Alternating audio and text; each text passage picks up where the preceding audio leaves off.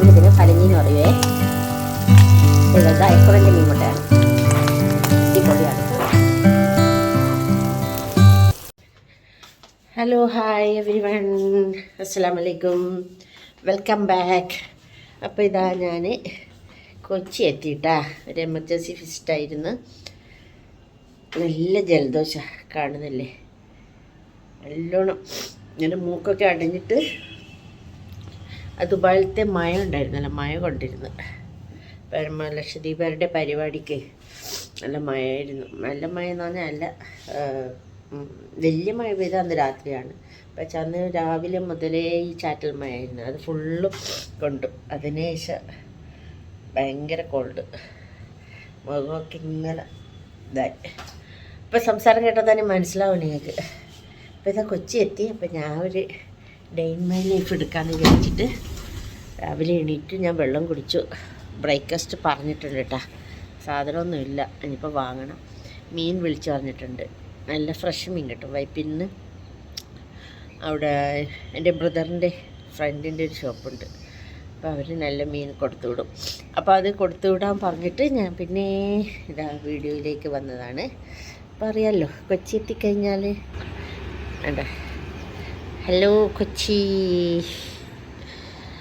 അപ്പോൾ മെട്രോ ഒക്കെ കാണാൻ പറ്റും. ഇപ്പോൾ മെട്രോ പോകുന്ന കാണുന്നില്ല, ടൈമായിട്ടുണ്ട്. വേണ്ട.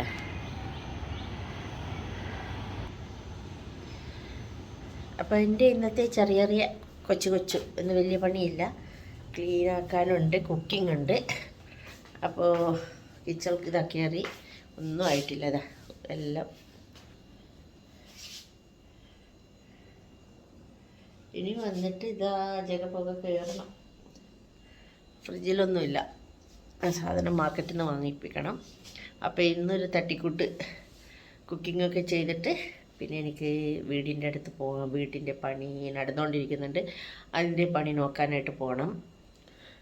അങ്ങനെ ചെറിയ ചെറിയ കുറച്ച് വിശേഷം. പെട്ടെന്ന് തിരിച്ചു പോകണം, അതാണ്.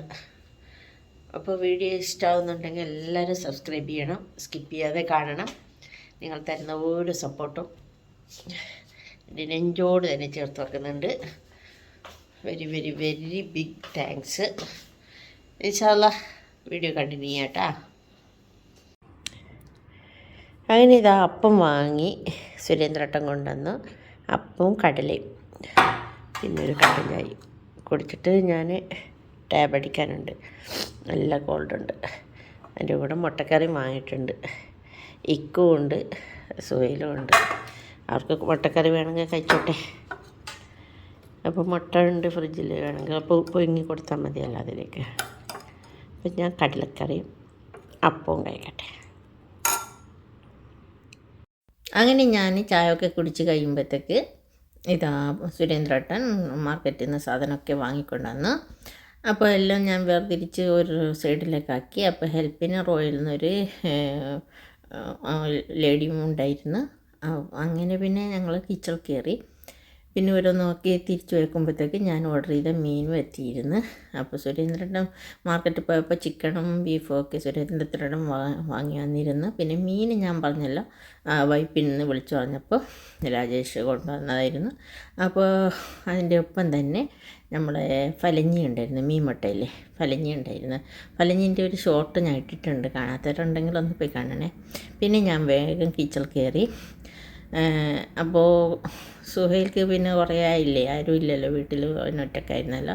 അപ്പം ഞാൻ വിചാരിച്ചു നെയ്ച്ചോറും ചിക്കനും ഉണ്ടാക്കാമെന്ന് വിചാരിച്ചു. ഇക്കും ഉണ്ട്. അങ്ങനെ പിന്നെ ഞങ്ങൾക്ക് ചോറുണ്ടാക്കാമെന്ന് പറഞ്ഞിട്ട് നെയ്ച്ചോറിന് അരി കഴിക്കൊണ്ടിരിക്കുന്നു. അപ്പോൾ ഈ സൈഡിൽ ഞാൻ കറിക്ക് വെച്ചിട്ടുണ്ട് മീനല്ല, പിന്നെ ചിക്കന് പൊരിക്കാൻ ഇവിടെ ഒരു സൈഡിൽ വെച്ചിട്ടുണ്ട്. അപ്പോൾ ബാക്കി പിന്നെ ഞാൻ മീനൊക്കെ എടുത്ത് ഫ്രിഡ്ജിൽ വെച്ചു.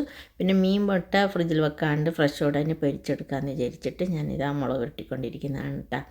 വലുതായിരുന്നു, അത് ഞാൻ പീസാക്കിയിട്ട് ചെറിയ ചെറിയ പീസാക്കി. അങ്ങനെ അതും ഒരു സൈഡിൽ പൊരിക്കാൻ വെച്ചു. അപ്പോൾ മീൻ മുട്ട ഞാൻ മാത്രമേ കഴിക്കുകയുള്ളൂ, മക്കൾക്കൊന്നും അത്ര വലിയതില്ല.